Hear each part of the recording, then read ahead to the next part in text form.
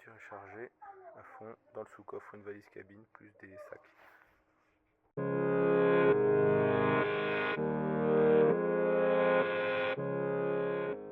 Bonjour à tous, bienvenue sur Tesla Experience. Petite vidéo aujourd'hui pour vous faire un retour sur mon deuxième voyage au ski avec la Tesla Model Y Performance. Départ fin février, retour aujourd'hui, on est le 5 mars, de dimanche à dimanche. C'est important le dimanche, vous verrez plus tard dans la vidéo. À l'aller, planifié 2 arrêts, finalement 3. Puisque j'ai rajouté un arrêt pas loin de la station pour pouvoir avoir du jus dans la semaine. Je suis parti relativement tôt le matin, on a mis 9 heures pour faire 750 km. Je pense qu'on aurait mis un petit peu moins en thermique, on aurait peut-être mis une demi-heure, 3/4 d'heure de moins. Je suis parti dans les Alpes du Sud, donc un peu plus loin que la dernière fois. Air d'Avalon. Il est normalement ouvert.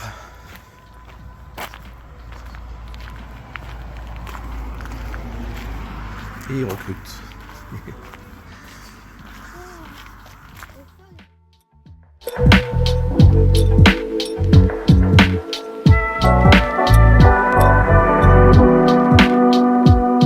Alors, aire de Dardilly. On s'est arrêté pour prendre un café dans un petit hôtel, un B&B qui est vraiment bien. Moi, j'ai pas pris de vidéo sur la route puisque j'ai dormi, puisque c'est madame qui a conduit. La consommation a un petit peu diminué puisqu'on est aux alentours de 240 voitures du kilomètre. Wow. Pardon pour la mise au point. Et donc voilà, Titine à 78%, donc on va repartir tranquillement.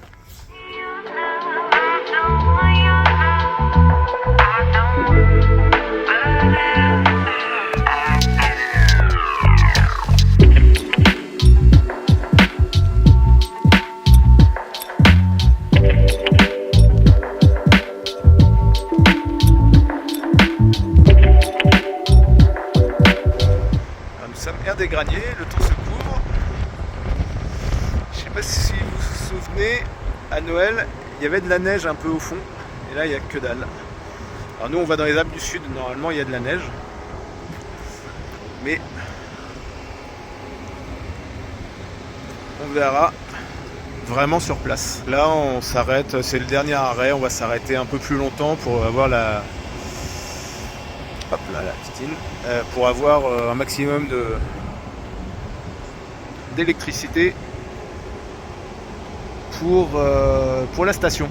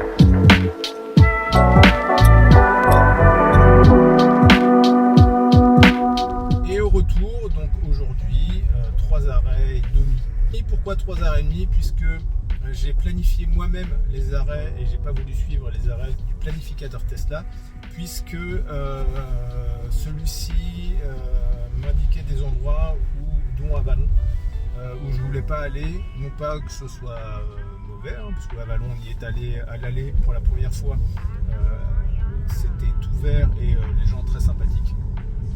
Mais j'ai planifié moi-même pour pouvoir m'arrêter dans des endroits où je savais que je pouvais prendre le petit déjeuner et manger à midi des trucs sympas. On s'est aussi arrêté 5 minutes, une demi-heure après le départ de Montgenèvre en Italie pour faire l'appoint pour pouvoir arriver jusqu'à Dardi tranquille. Aire de Bardonecchia en Italie, premier arrêt depuis Montgenèvre, c'est juste à une demi-heure de route. On a juste fait l'appoint parce que j'étais à 85%. Mais écoutez, la vue est pas dégueu.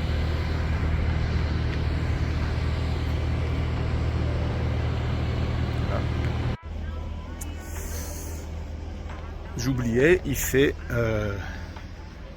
moins 2 degrés. Donc la voiture se comporte plutôt bien. Donc j'ai mis Dardi, B&B Hôtel, top, ils sont super gentils. On a fait à l'aller et au retour. Et au retour même, comme il était aux alentours de 11h, on a pris un petit déjeuner puisqu'on est parti vers 7h30 de Montgenèvre et on n'avait pas de petit déjeuner. Et il nous a donné du râpe de viennoiserie puisqu'il avait fini la partie petit déjeuner, donc il écoulait sa fin de stock et c'était frais, donc c'était pas non plus les résidus qui ne faisaient plus. Mais du coup on a pu profiter de ça. Et... Deuxième arrêt, Dardi, ça y est, à côté de Lyon. Petite demi-heure de pause, temps de se dégourdir les jambes. Et après on ira à Beaune pour se restaurer. Allez, au café.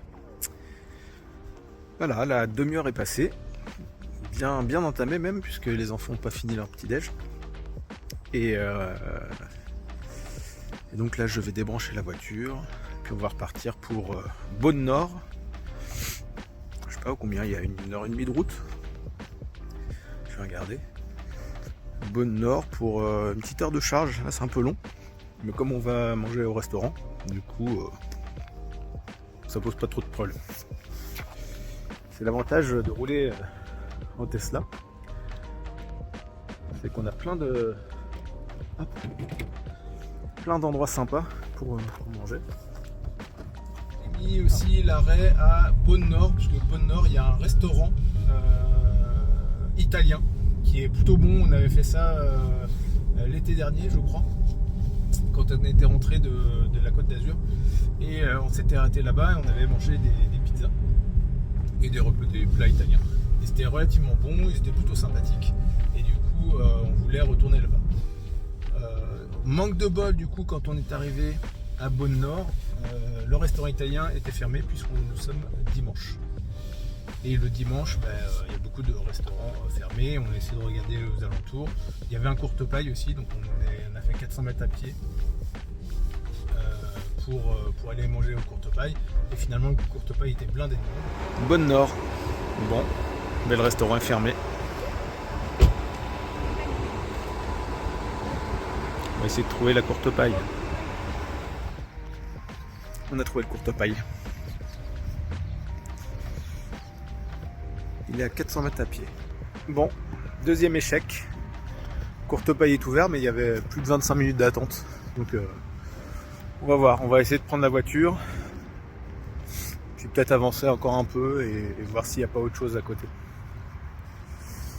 En fait, voyager un dimanche, on évite les bouchons, mais par contre, pour les commodités, c'est pas top. En tout cas, ça dépend les arrêts, mais en tout cas là, à Beaune, mauvais choix. On aurait dû finalement suivre les conseils de la voiture à l'origine, mais bon, c'est pas grave, c'est comme ça qu'on apprend aussi. Il fallait attendre 25 minutes, donc on a pris la voiture et on a tracé jusqu'à Avallon, près d'Avallon, dans une aire de repos où on savait qu'il y avait un McDo. Et pour la première fois, j'ai testé un superchargeur Ionity. Écoutez, ça marche plutôt pas mal. Alors, comme tout était fermé sur les superchargeurs Tesla, on fait des infidélités. Nous sommes partis chez Ionity sur l'aire de repos à côté d'Avallon, à 5 minutes d'Avallon. Et on va manger vieux McDo. Voilà. Bon on va attendre que ça charge pour l'instant. Voilà. Il y a 45 minutes de charge, donc ça va suffire. Bon voilà, une nouvelle expérience. Chargeur Ionity, ça a plutôt bien fonctionné. Là, la voiture est à 100%. Elle vient de se terminer, on vient de finir de manger. Donc cool. Bon petit McDo après une semaine de raclette et de gras. Voilà, moi j'ai équilibré. Et donc on va repartir là, tout droit jusqu'à la maison. A plus tard. Après ça reste une aire de repos, donc blindé de monde. Le McDo, bon bah ça reste le McDo. C'est pas mal pour les enfants, même pour nous, hein, c'est pas mauvais. Mais par contre, dans une aire de repos, c'est blindé de monde, les gens sont irrespectueux, les gens prennent les tables alors qu'ils n'ont même pas leur plateau et tout. Enfin, c'est dégueulasse. Enfin, en plus, c'est crade. Donc voilà. Donc je suis pas super fan. Je préfère les petits endroits douillets de nos superchargeurs Tesla. Donc pour le trajet, 216 Wh du kilomètre, 1515 km, 328 kWh. Ce n'est pas si excessif que ça pour un hiver, sachant qu'on avait des températures en dessous de 10 degrés. Pas excessivement froide non plus. On rejoint, je crois, de mémoire, les scores, j'allais dire, du mois de décembre. Surtout qu'il y avait pas mal de monde passé Lyon. Et du coup, on a roulé relativement tranquille, voire souvent en dessous de 110 km/h, puisque il y avait une grosse circulation. Comme vous le voyez, 15 900 km. Donc je ne ferai pas le bilan des 10 000 km, je ferai le bilan des 15 000 km. En tout cas, la voiture s'est très bien comportée sur l'ensemble du voyage. Elle était sage. J'ai été relativement impressionné. Alors j'ai pas mis les chaînes, j'ai cru que j'allais devoir les mettre puisqu'on a eu de la neige sur place et même le jour où on est arrivé. Mais j'ai tenté quand même de grimper avec le mode tout terrain qui m'a assez bluffé. Franchement, ce mode là est assez impressionnant. Pourtant je suis en pneu été et avec une autre bagnole en propulsion ou en traction, je ne serais pas passé parce que ça patinait quand même grave. Après, il n'y avait pas non plus une grosse couche de neige, mais assez pour que ça glisse bien. Et j'ai refait la tentative dans la semaine. Hein. Dans la vidéo, vous allez voir la tentative, enfin pas la tentative, la réussite. Quand on est arrivé dans le village et qu'il y avait une petite pellicule de neige, il devait avoir 2-3 cm à peine. Il a reneigé dans la semaine où il y avait eu du gel aussi. Et j'ai retesté et franchement, ça grimpe bien. Pas trop de problèmes pour grimper. Et ça m'a évité de chaîner pour faire 500 mètres. Donc voilà, donc ainsi s'achève ce road trip à la montagne, ce deuxième road trip de l'année à la montagne. Merci beaucoup pour tous vos messages, pour tous vos likes, pour vos abonnements. Et puis je vous dis à très bientôt pour la vidéo des 15 000 km. Bye bye. Bon, alors en plus j'ai un obstacle, alors je mets un peu la ventilation parce que là ça a déjà gelé, il fait quand même -6. -6, je suis à 41% de batterie. Donc je vais... Voilà. Auto. Je mets la ventilation au max. Hop. Voilà. Et on va voir. Schtroumpf avec mon bonnet. On va voir si ça passe. Bon, ça va, la voiture est passée. Donc maintenant, on va essayer de trouver une place. On va y aller molto piano. Molto piano, parce que ça glisse. Par contre, ça neige, c'est bon pour le reste de la semaine. J'espère que je vais pouvoir me garer. Il y a des places. Ouais, franchement, sous la neige, avec des pneus été, cette voiture est extraordinaire. Franchement, je pensais pas que j'allais grimper. Je vais vous montrer, regardez, la neige là, avec mon A4 là-dessus, c'était juste impossible. Impossible à grimper, regardez. Je sais pas si on voit bien le dénivelé. Voilà le dénivelé. Et franchement, c'est incroyable. J'ai réussi à grimper. C'était comme ça. Hein. Alors j'ai pris un peu d'élan, mais la voiture je vais couper un peu la ventilation parce que ça me... Voilà. La voiture avec un peu d'élan et avec les 4 roues motrices, on va essayer de se garer. Putain, franchement, ça accroche. Hein. Bon, il n'y a pas non plus 3 mètres de neige. Hein. Mais je suis en pneu été. Et ça accroche.